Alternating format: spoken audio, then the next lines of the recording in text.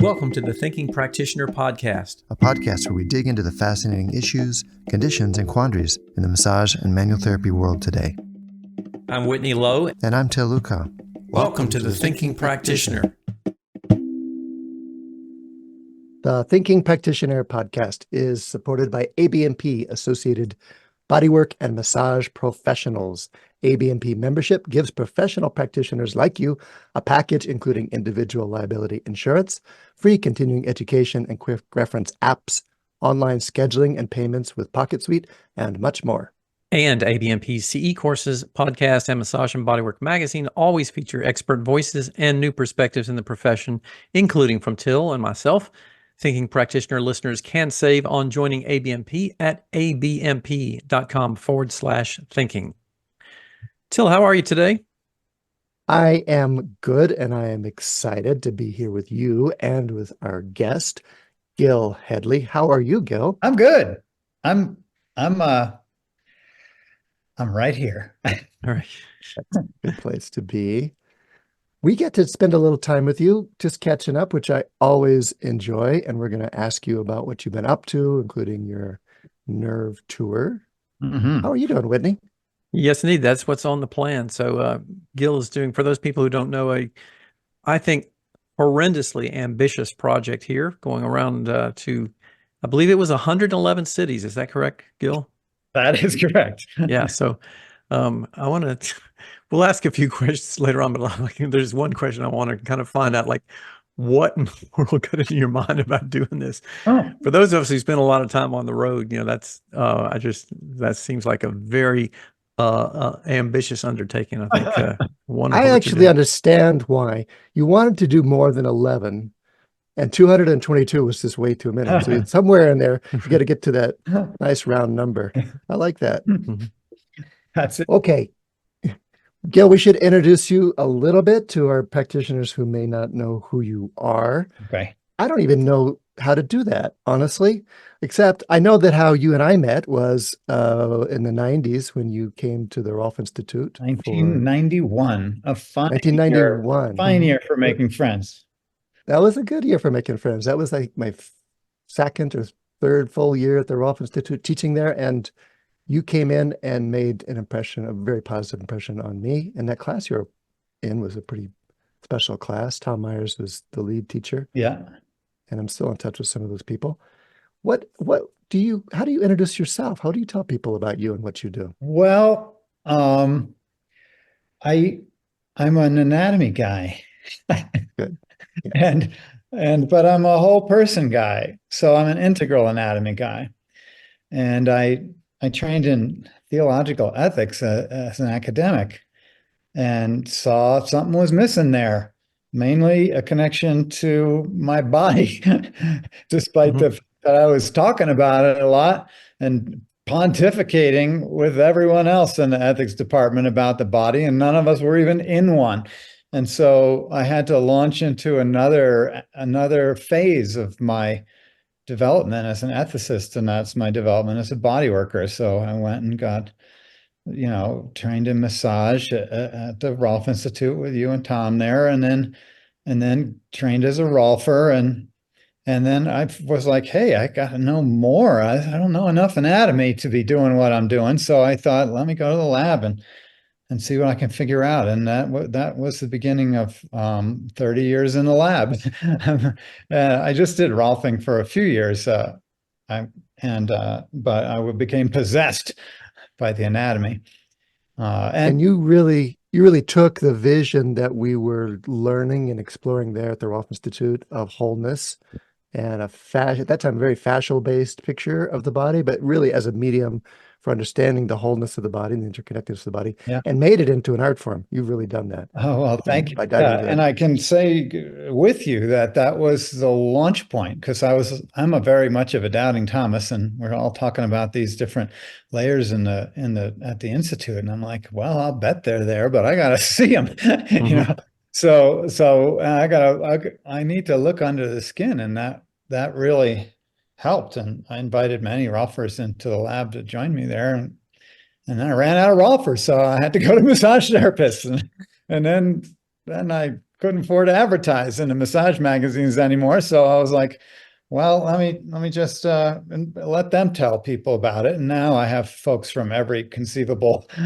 modality who come, the fitness world and the Pilates and the yoga people, and now I have the naturopaths and the osteopaths and the PTs and the chiropractors, and everybody wants to come and learn this way. When you've had me in as a guest for your Live with Gil series, where we get to talk to you, you show us some pictures or expound, and we get to dialogue on that. I was amazed at how diverse your community is.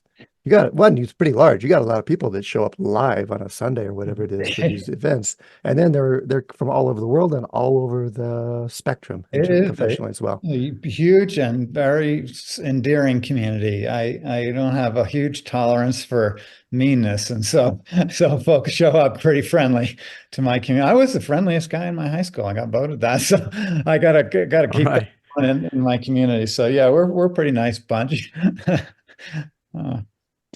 So tell us a little bit, you have embarked on this nerve tour now. For those people who don't know what this really is, tell us, what is the nerve tour and what is it about? Well, you can look at it at two levels. We're touring. Mm-hmm.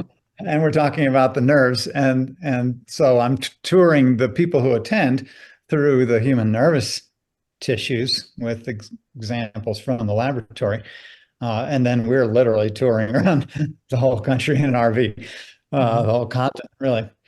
So just to be clear, you're showing pictures of dissections. You're not diving into people. You're diving into people's nervous system through your words and pictures and that is my presence. intention. Exactly. That's right. To engage the nervous system. When people come up to me at the end and their eyes are watering and they want to give me a big hug, I'm like, yay, we got into your autonomics. We got there. So yeah, the hope is to help people to engage their nervous system, or at least to have tools in which they might do so after the fact, and then be able to have a meaningful relationship with the nervous tissues, nerve tree of their clients as well, right? So, but I think it kind of always starts at home. If you can have personal relationship, then you can extend that to facilitate other people in having a personal relationship. If it's all just academic or in your head, it's not going to come across quite the same way. So yeah, I do try and engage people at multiple levels in the talk. In 5 hours, I can do a lot, really. And it goes by pretty quickly. So folks tell me I don't have a lot of thumb twiddlers in the crowd. Occasional dozing, but that's to be expected when you turn the lights down and you don't know how late someone stayed up. So I would have to say, and again, I got to see this. I was fortunate enough to see you back in November. The crowd was pretty riveted. Even, I was talking with people at breaks and things like that. And I was very, blown away by how engaging that whole time was. 5 hours can be a long time to listen to a lecture. But one of the things that, you do so exceptionally well that makes a presentation engaging is the element of story that keeps people following along with what's really happening throughout here. And that's just, it was, I have to say, just marvelously done. Really, really well done.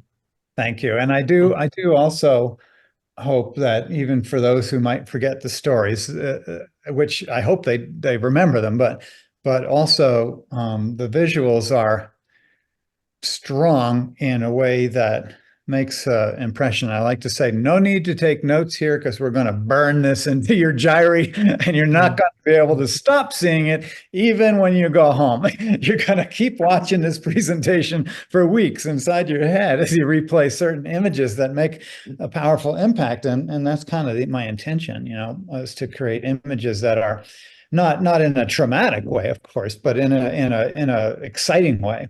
That it's like, wow, I saw the Grand Canyon. I can close my eyes. I can still see the Grand Canyon. And it's kind of like that. I'm showing pictures of the Grand Canyon, but it's inside of us. Yeah. That's you were kind enough to invite me and Loretta, my wife, down, and we got front row seats because Loretta had fairly recently been through brain surgery and for vision problems. And she was, of course, fascinated with the subject matter. You were talking about the nerves, and you began your lecture with talking about the cranial nerves. And she didn't want to leave. It was her first long outing from the house after brain Mm. surgery for a few months later. And she was, I guess this is a testament to the riveting nature of what your presence, but also what you're showing. She was just fascinated. We didn't realize it was 5 hours long, or we would have planned to stay longer. Although I don't think she maybe would have made it 5 hours, but she was not ready to leave after the hour and a half we're going to stay. Mhm. I gotta say, she really was struck and wanted more. So you did that. You found a way to inspire her and talk to her in her state and keep her engaged. Well, that makes me very happy. Mhm. Great to be there with you. Uh, And the images are striking. I mean, I'm holding myself back a little bit just because I'm not usually such a gushing fan of my guests, but I'm gushing a little bit because it was you have some of the best pictures I've seen of cranial nerves. mm, And you came and showed Sue Hitzman and I some of those as a little preview mhm. that again just dropped my jaw. And I pieced these things together from various sources and imaginings, but to see your actual dissections of lifting the brain out of the cranial vault and to see the cranial nerves dangling down like spider legs or something was just really, that's one of the ones that's burned right into my head. Oh, good. Yeah, I do find that if you are left to your own devices, the nervous system will likely escape you in your anatomy studies because it's super complicated and it's hard enough just to engage it at a regional anatomy level, in terms of the vocabulary and the different branches that they create and who divides it this way and who divides it that way. So I do feel that, showing people visuals that make it super clear and super obvious, like that's always my goal in my presentations. It's like, I don't want to be telling more, descriptive stories in the air. I just want to show it to you. It's like a baseball bat to the consciousness that says there, and then you can I feel it's so much easier to have a relationship with something you can see. I'm But curious to hear picture. your take on this too, because you kind of alluded to this, and it's certainly been my experience over the years in working with a lot of professionals and mostly manual therapy practitioners from different fields who all say the same thing, which is we didn't really study the nervous system in that great a detail in our training. Do you have a clue, like why? I mean, if it's so relevant and so important and pervasive, why? Why don't we get into you there? spent all that time memorizing that crap about the origins and insertions of every muscle for your test, and I think curriculum could be simplified with respect to the musculature a great deal. Because that which is relevant to most touch practices does not include some fanciful schematizations that people are forced to memorize. And then that would open up all kinds of space in a curriculum. And look, 5 hours. Can you open up 5 hours in your curriculum and watch this thing, right? And it'll blow your mind and change your practice and transform your life potentially. We can make room for that. It doesn't have to be forever. It's not like we got to do a month neuro course in the middle of a massage training. 5 hours and cover a shit ton of stuff. Yeah. And so I think it's a question of emphasis in the curriculum, what they think you need to know. And the fact of the matter is everybody who's touching a body is traipsing all over the nerve tissues. You just don't know it. So that's right. They're outside of scope of practice. Like I remember years ago, I made my third DVD in my DVD series, an integral anatomy series. And it was something blah, blah, blah, and the word viscera was in there. And people who had been purchasing my DVDs, I said, I got another one for you. And they're like, oh, viscera, that's out of our scope of practice. I'm like, are you kidding me? You are confused. You are You are meddling with viscera from the moment you say hi, and I like your outfit to somebody. You're meddling with their viscera. Their face flushes at the compliment, right? That's your heart in your face. So don't think you're not touching it when you're touching a human being. And same goes for the nerve tissues. It's not like oh, that's for chiropractors or something, or medical doctors. No, you're traipsing all over the nervous system all day long, and you just don't know it. So I'm just here trying to overcome ignorance a little bit and say, wouldn't you like to know what you're doing to a person's tissues? Or I was so, as a practitioner going into the lab early on, still a practitioner trying to facilitate my practice. When I saw, oh my gosh, look at all that stuff there. Well, that gave me a little more respect at the end of my elbow for what I was doing there. Yeah. And also I found, oh, and this area here, this is interesting too, but it's not quite rigged the same way. So maybe I can actually work, in a way and engage that area without fear, because also I know that it's not so complicated there, and I can do these things that I'm doing. And then other places where it's like, back off, dude, you have no idea what you're literally in a minefield, and you're doing a jig. So That's a great example of how this kind of information could be really practical and useful to a hands-on practitioner. What's different about nervous tissue? Because you're working with tissues in dissection. Yeah. You're having influences all down the stream as you're describing it. Mhm. But there's something different, I imagine, about actually dissecting for nerves, and maybe for doing body work when you're thinking about nerves. How would you characterize that for us? Well, it is very different to dissect for nerves, and that's why I put it off for 30 years because I was busy doing something else. I was busy dissecting for layers, and dissecting for textural biological fabrics and their continuities, whose integrity comes from the nerve tissues in large measure. And so, What? Wait a minute. Say a little more about that. The integrity of the layers comes from the nerve tissues. Did I get you right? you got me exactly right. So Okay, the I'm ready. nerve tree, if you use that image, has its central axis, its trunk, and then its peripheral branches, right? So those peripheral branches don't simply make a beeline from the trunk to the most distal From the surface. Yeah. right? They each time they kind of poke through to a new fabric, they infiltrate it. All the layers are innervated, right? So they infiltrate those layers, and that's stringy material. I didn't show you guys a single neuron in the nerve tour. I showed you fascial wrapped neurons. I showed you a fascia tree that had neurons in it. That's all I can do, except from a microscopic perspective. But from a gross perspective, we're looking at a nerve tree that's wrapped in fibrous connective tissue. And that fibrous connective tissue is infiltrating all of those layers. And so it gives it tensile strength.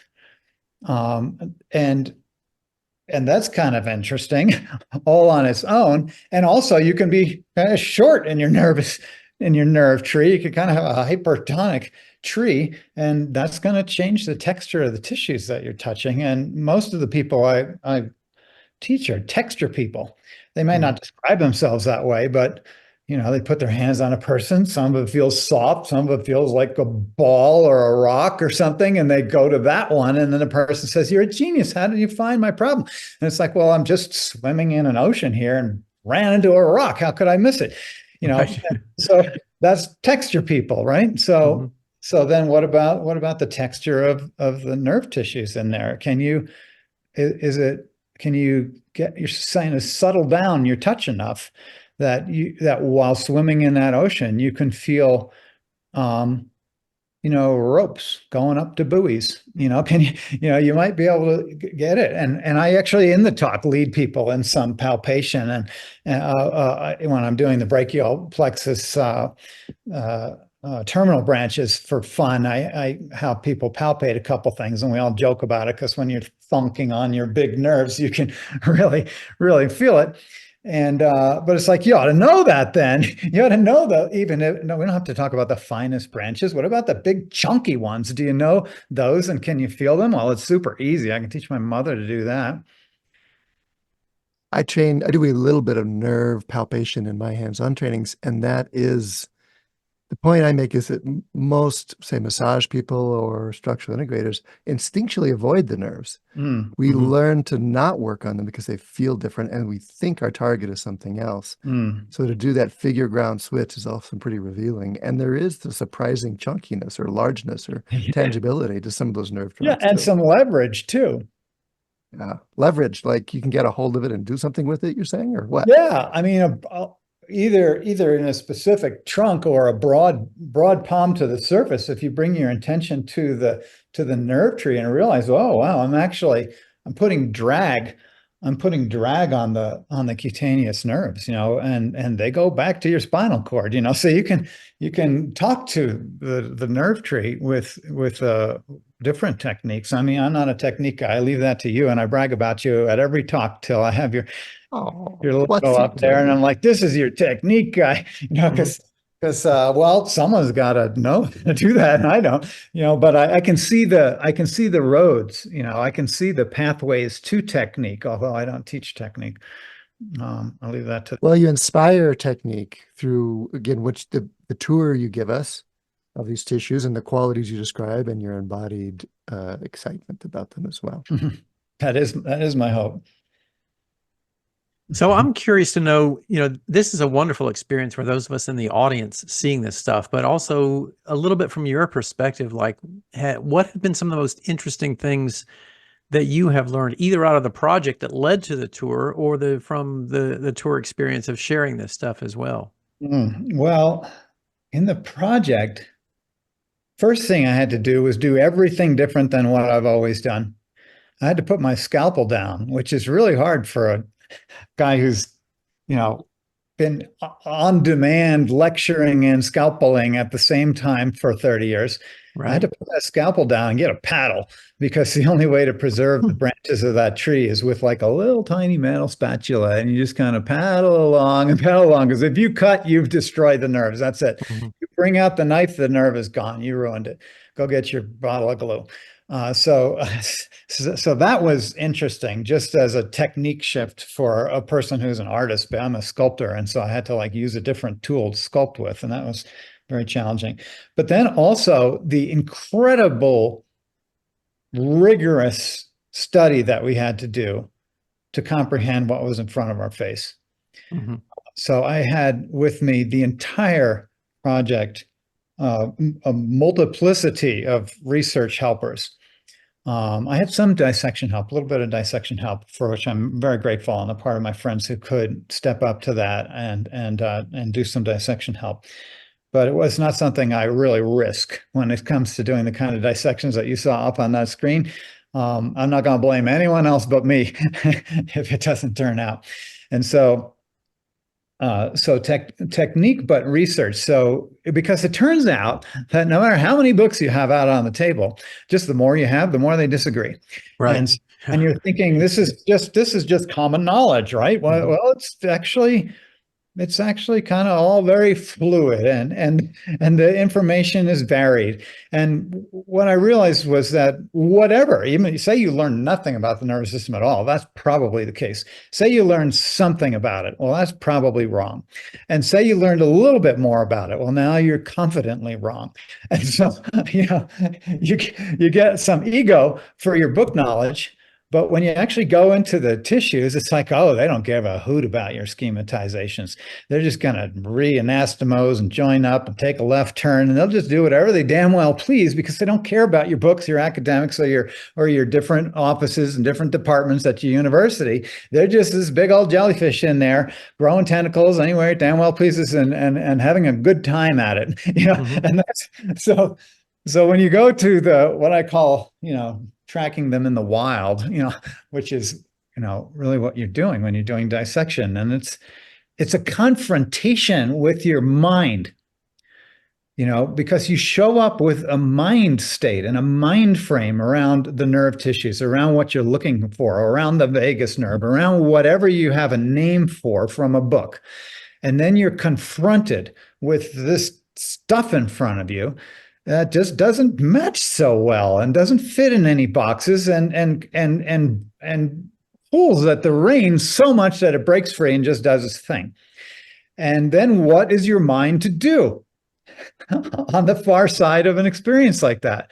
And it really was a juxtaposition of regional anatomy and integral anatomy, right? With regional anatomy having its propensity, its very left brain strategy of one-to-one mapping of a name to a structure and in a space, in a place. And that's it. That becomes a way of telling the story of anatomy. And integral anatomy is a very right-brained process about, relationships and context and individuality.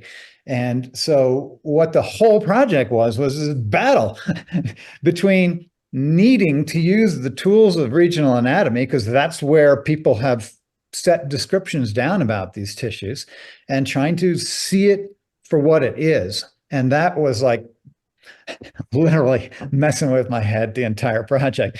And I hope that that's what I do in the tour talk as well, is to help to convey that this way of knowing, that with which we've conventionally approached the nervous tissues doesn't have to be the only way that we take it in. We can take it in as a whole. We can take it in as a relationship. We can take it in its context, in relationship with other tissues, or in a relationship with our behavior with our personhood. And aesthetically, because so much of what you're doing is just the visual aesthetics of what we're seeing. So the analytical memorizing of names is a little like the lover of nature who goes and studies botany and goes, wait a minute, this is like a lot of categorization. And you're getting right down to the flower in a way. And in another way too, it's telling us we should really be looking at a lot of our reference tools as tendencies to exist instead of factual information. Like, when we see, this is where the path of the ulnar nerve is here. It's like, well, this is actually where it has a tendency to exist more often than not. It's a high probability for certain things. Very high probability. But when you get down to the minutia, it becomes very unique. And I think that uniqueness is the starting point, for integral anatomy, the witnessing of the individual in their uniqueness, which I think is the only way to do body work as well. Because if you're working on an idea, you're not working on a person in front of you, and it's not different for surgeons either. I mean, the surgeons, I think, are more than most people in the medical professions keenly aware of everyone's uniqueness. Because they go in just like I do. They're dissecting human bodies and finding out, it didn't go that way this time. Well, I was going to say, you've alluded to this a couple times, but, mainly we're often really interested here on our podcast of trying to make some direct connections with people's clinical practice. And I'm curious to hear what you think are some of the most valuable and important takeaways to connect what you've learned and what you share there with what happens in treatment rooms individually with people. Well, I guess in a treatment room, if we add a consciousness of this layer, say, of being beyond muscles and fascia, or to understand that muscles and fascia are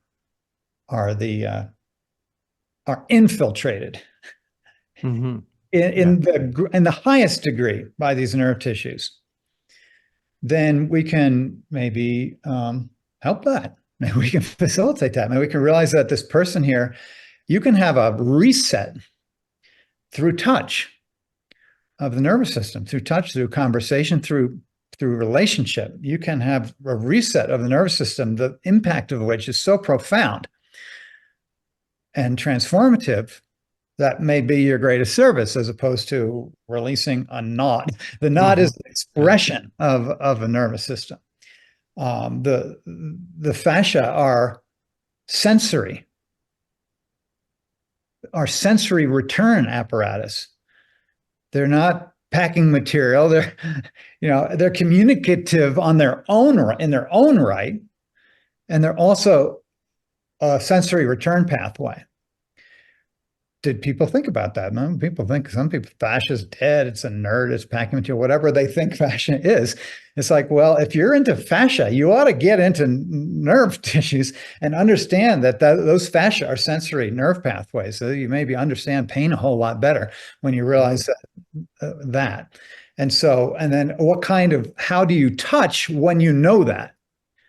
Like, what kind of sensory information do you want to send down that fascial pathway to the central nervous system to be integrated as an interpretation of the universe, as an interpretation of the world? What kind of information do you want to send? Do you want to send like bully on a playground? Do you want to send like loving kindness and pleasure? Like, how are you going to talk to those sensory nerve endings in those fascia?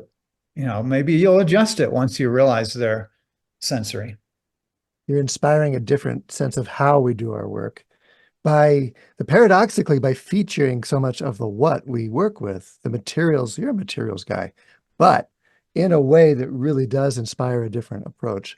I think this has been the biggest factor in the evolution of our field in the last 10, 20 years, is a re-examination of how we do it and the explanations for that. And really, in many ways, de-emphasizing the physical specifics of what we're working with, and re-valuing and assigning importance to how we do it and what we're thinking about and the impact, the sensory information that you're producing, as opposed to the thing you're producing the experience in. The experience itself becoming the focus. Yeah. And what's your state when you what's your state when you enter into a relationship with someone else's nervous system? Because if you're going to merge trees with somebody, are you going to do it crazy?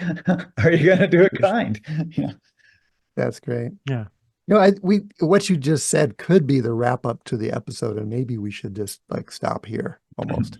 Except I got to feature a little bit about the specifics of your project, because I was fascinated by your the models, the people you were working with, and the unique circumstances of that. You want to say anything about that? Sure. So I work at this lab called the Institute for Anatomical Research in Colorado Springs, and it's a real personal place.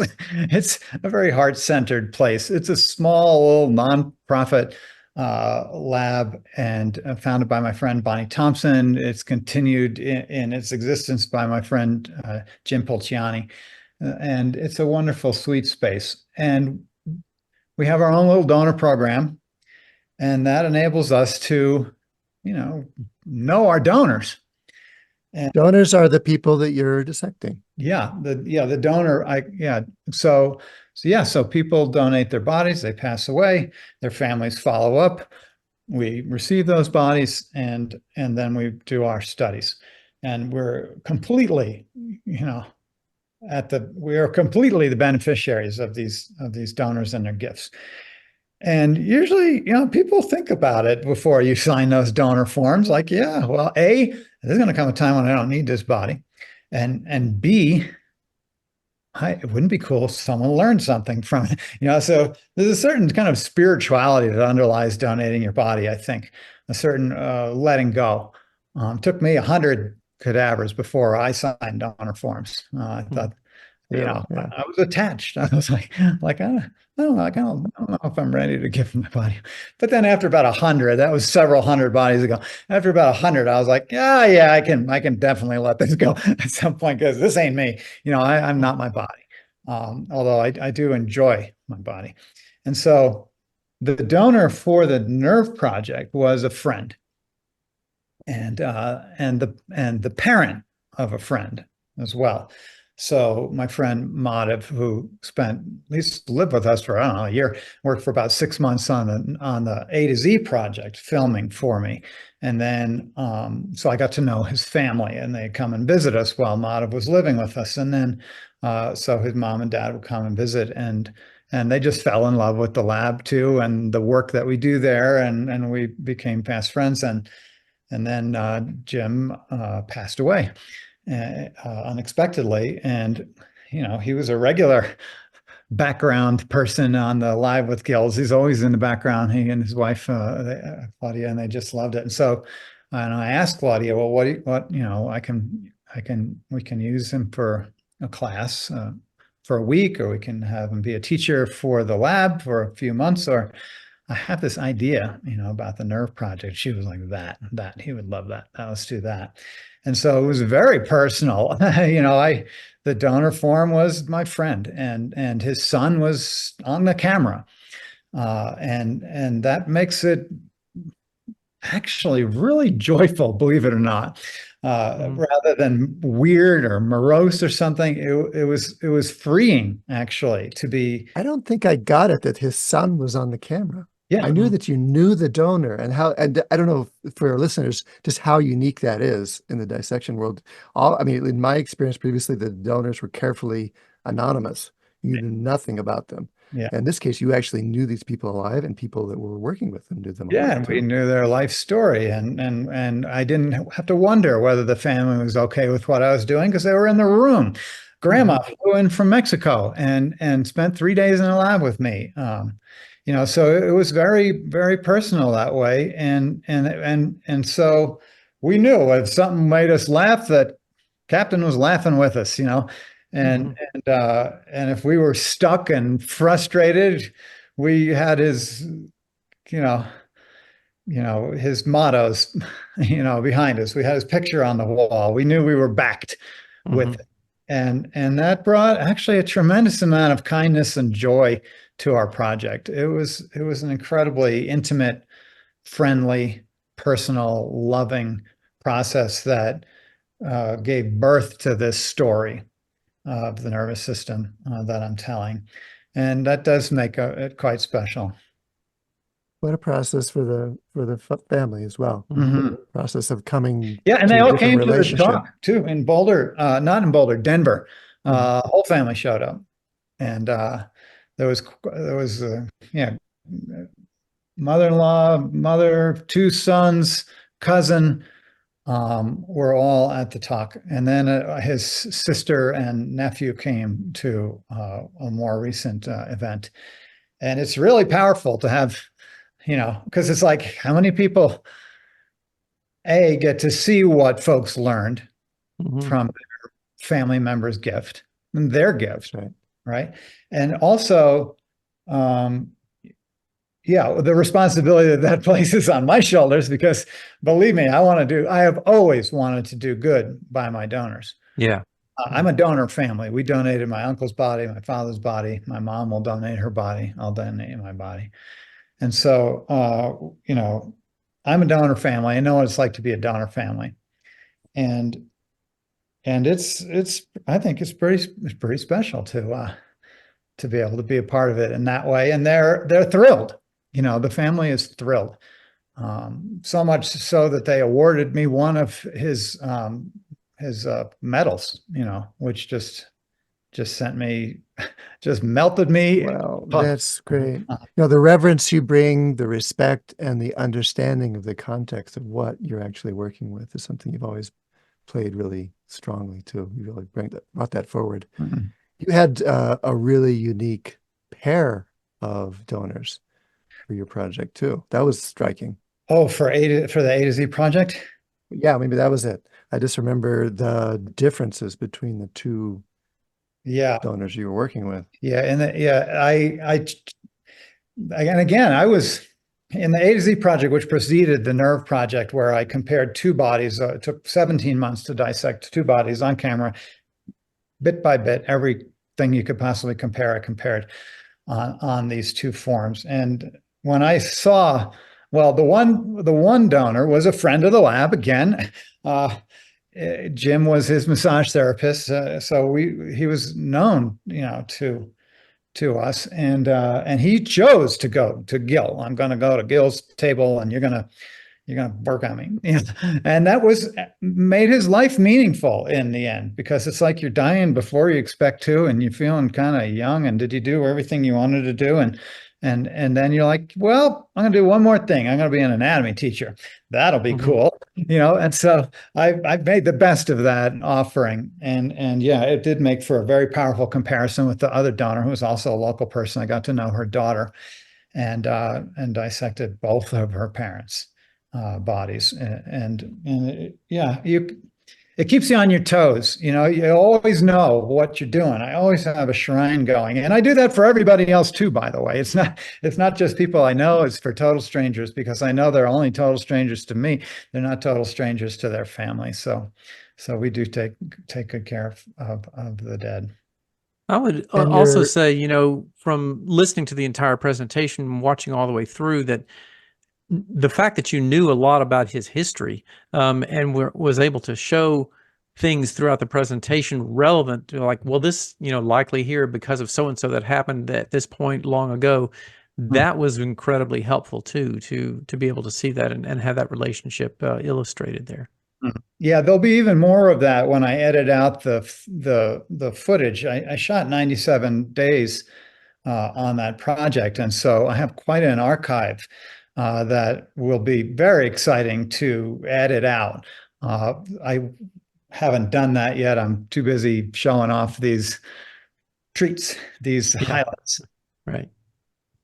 that is unique to know something about the donor's physical or a somatic experience too, and to be able to begin to correlate it or speculate about the correlations to what you're seeing in the lab. Because again, in the sections I've been a part of, we're guessing, we're finding things and says, well, I wonder if this person was experiencing X. And again, the more we learn about pain, for instance, the less clear the relationship is to structural issues. But yet, for you to be able to connect some of those dots, again, really unique.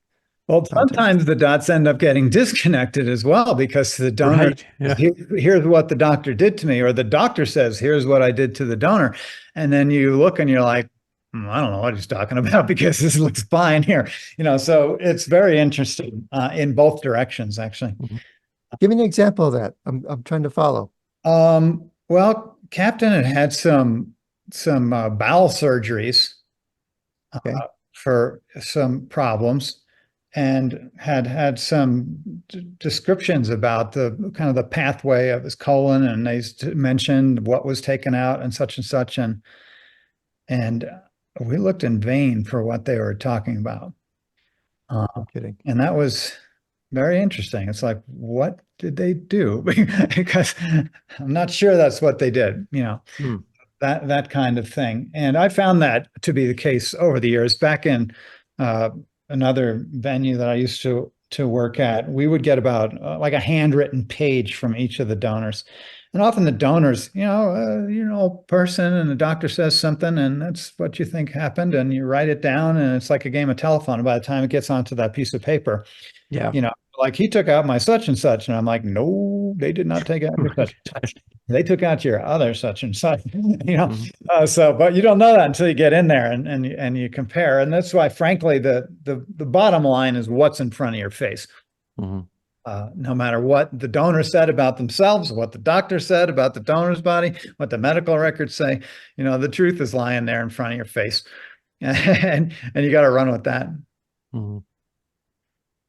So 90-something hours, not something days of filming, 5 hours of presentation, and you're still going to go back and work on the material.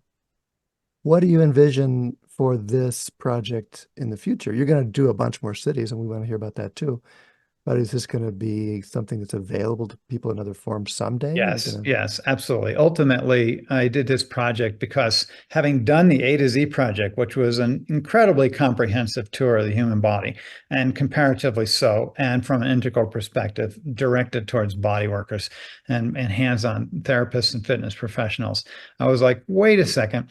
I feel like I've shortchanged the allopaths, naturopaths, osteopaths, and PTs, because they're really into the nerves. So let me add that to this massive, already 300-hour archive on my website. Now I'm going to add another 50 hours or something on the nerve tissues, so that becomes a lasting resource, not only for those other professions that I mentioned, but a resource with which our professions, the bodywork professions, can up their game with respect the nerve tissues. So in anticipation, right, and I feel like I've helped the Pilates and yoga communities kind of up their anatomy game, because when they started coming to me, they're like, we didn't really learn any of that stuff. So folks have been coming for 3 decades to my lab, and then those are prominent teachers who then go out, and it's kind of helped up the anatomy game in general of muscle, fascia, bone, right? But now it's like, okay, now you got that down. Let's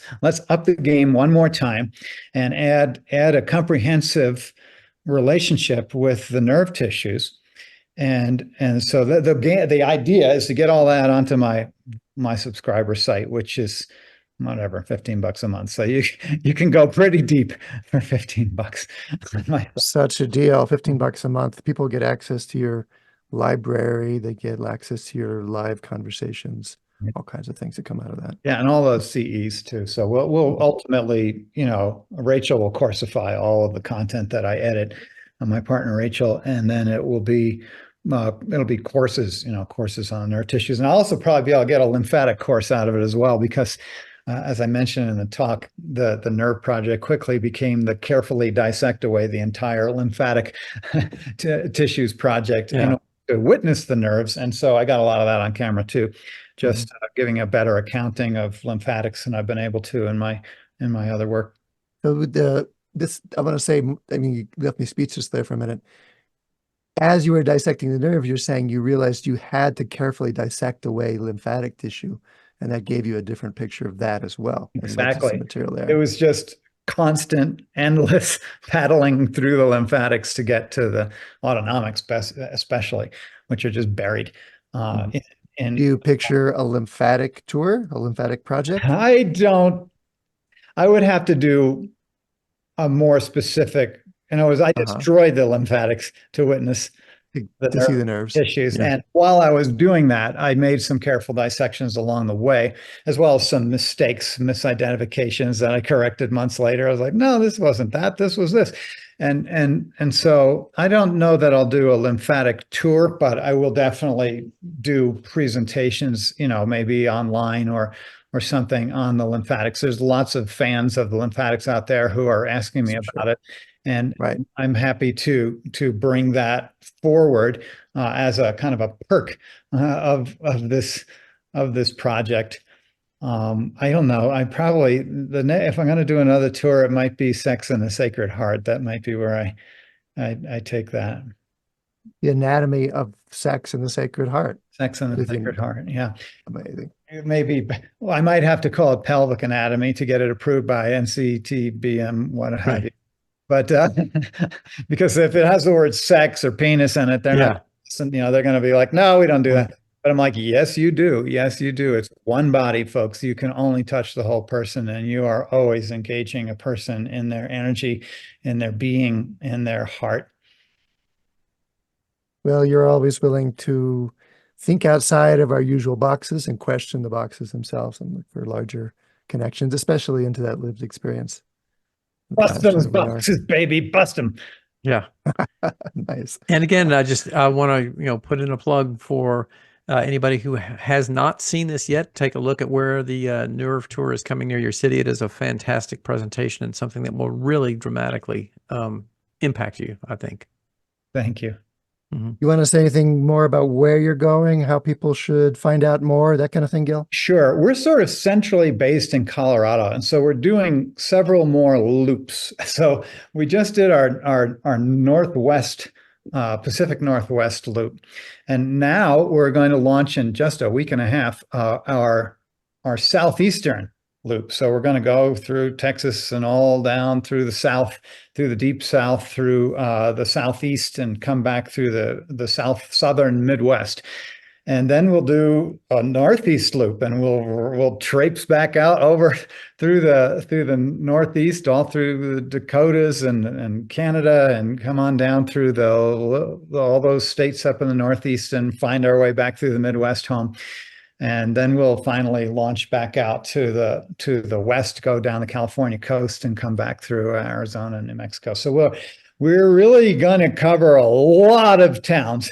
Yeah. And You got a lot of ground to cover there. that was our goal, was to be, I like to meet the people. Like you said, I got a lot of community out there, and I don't get that many chances to see folks unless they maybe come to a lab or something. So every now and then I like to get out on the road and give a hug and a hello and talk to people in person and be able to enjoy that. So yeah, we're going to be going all through. I mean, if you live somewhere, we're going there.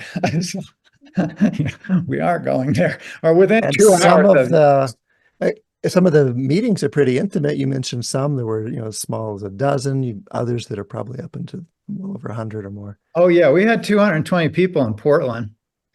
Yeah. And then we had, Great. I don't know, 16 in Idaho Falls, and we had a wonderful time at both places. So I'm more than happy to speak to a small group. Awesome. Basically, if you can't get it up to 7, we start thinking might want to scratch that one. So Hard to make that work, but otherwise you're pretty flexible, it sounds like. yeah. Okay, so these recordings last for a while, these podcasts. If it's the future, we're talking to the people in the future now, Mhm. and they've missed their chance, or they just can't make it to see you in person. How do people find out more? Well, you go to my website, because in the future, it's all going to end up there eventually. But you might not want to wait. I say come out for the tour. It's going to take me a couple of years to edit all that stuff out, but it will eventually all end up on my website. I'll probably have it up there as a recording for sale for a while, that you can put into your library. And then ultimately, I'll probably add it to my membership. What's your website, Gil? GilHedley.com, GilHedley.com, GilHedley.com. And there is a ton of stuff there. And I have a YouTube channel as well. So there's free stuff on my site. I have a Easy Rider membership, I call it, and you can join that, and you'll have up to 30 hours, I think, of video content on the website, along with another 35 or so of audio content. So if you're just an easy rider, you can get 65 hours of kick-ass education there. But if you wanted to go for the deep dive and also get CEs, then folks join as an explorer. And then you can access all my writings, as well as those live presentations that I do, as well as several hundred hours of CE content.